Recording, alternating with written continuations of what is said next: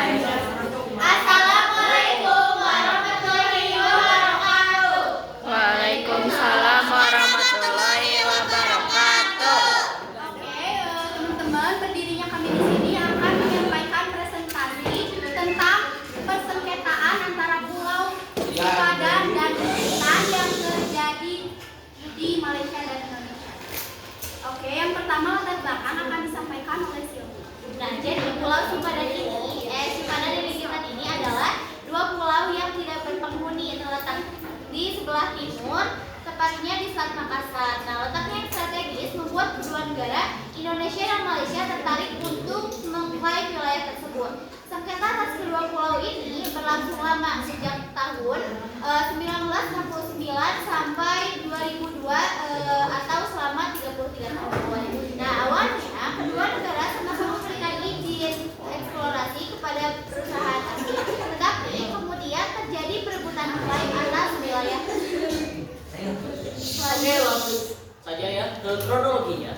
Sebagaimana yang kita ketahui ya, Pulau Sipadan dan Bintan itu terletak di Selat Makassar, tepatnya itu di utara Kalimantan ya, mendekati perbatasan antara Sabah, Malaysia, dan Sarawak dari Malaysia, dan juga Kalimantan Utara dan juga Kalimantan Barat. Kronologinya adalah ketika diketahui bahwa Malaysia dan juga Indonesia itu sama-sama memasukkan peta wilayah Sipadan dan juga Bintan ke dalamnya. Akan tetapi hal ini membuat polemik di antara kedua negara tersebut. Ya, sampai-sampai ada slogan yang menyebutkan bahwa gajah Malaysia. Nah, itu asal mula dari slogan itu adalah untuk mengkritik keras pemerintah Malaysia yang saat itu mengklaim wilayah Republik Indonesia. Nah, setelah itu karena perdebatan yang sangat sengit, akhirnya diputuskanlah bahwa pulau tersebut harus berada dalam status quo, yang dimana status quo ini yang berarti dalam ilmu hukum adalah membiarkan sesuatu hal yang ada di dalam pulau tersebut seperti itu apa adanya. Akan tetapi pemerintah Malaysia akhirnya memiliki pengertian yang lain terhadap status quo. Status quo yang diartikan oleh pemerintah Malaysia itu adalah bahwa Sipadan dan Bintan tetap menjadi Malaysia sampai semua masalah terkait pulau tersebut itu selesai. Akhirnya setelah itu pun Malaysia pun memberi izin kepada perusahaan swasta untuk membangun resort wisata. Hal ini tentu menjadi polemik ketika pemerintah Indonesia melihat bahwa itu adalah salah satu pelanggaran status quo yang dilakukan oleh pemerintah Malaysia. Oleh karenanya,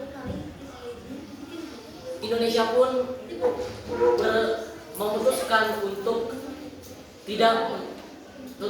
tetap tidak menempati pulau tersebut hingga masalah itu selesai. Dan untuk menyelesaikan konflik yang berkepanjangan, pada tahun 1991, kedua negara itu membentuk kelompok kerja guna mempelajari dan menilai situasi yang ada di Pulau Sipadan dan Bintan. Namun kelompok ini tuh gak menghasilkan apa-apa, kelompok ini tuh berujung buntu gitu ya, gak menghasilkan kesepakatan apapun. Karena perundingannya tidak membuahkan hasil, Indonesia dan Malaysia akhirnya menyerahkan kasus sengketa ini kepada Mahkamah Internasional untuk mendapatkan keputusan hukum yang mengikat secara internasional. Penyelesaian sengketa ini berlandaskan pada pasal 2 ayat 3 dan pasal 33 Piagam Perserikatan Bangsa-Bangsa yang mengatur bahwa sengketa internasional harus diselesaikan secara damai melalui jalur hukum. Lalu pada tahun 2022 Mahkamah Internasional itu memberikan atau mengeluarkan keputusan final bahwa Pulau Sipadan dan Bintan secara sah menjadi bagian dari wilayah Malaysia. Keputusan ini tuh didasarkan pada bukti-bukti yang menunjukkan penguasaan efektif yang dilakukan oleh Malaysia.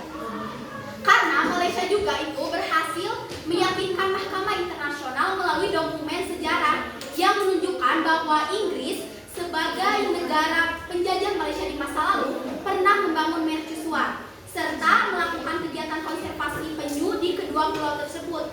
Selain itu, Malaysia juga terbukti telah menerapkan peraturan perlindungan terhadap satwa burung, memperlakukan pengaturan dan pajak atas pengumpulan telur penyu, serta mengoperasikan mercusuar di pulau tersebut.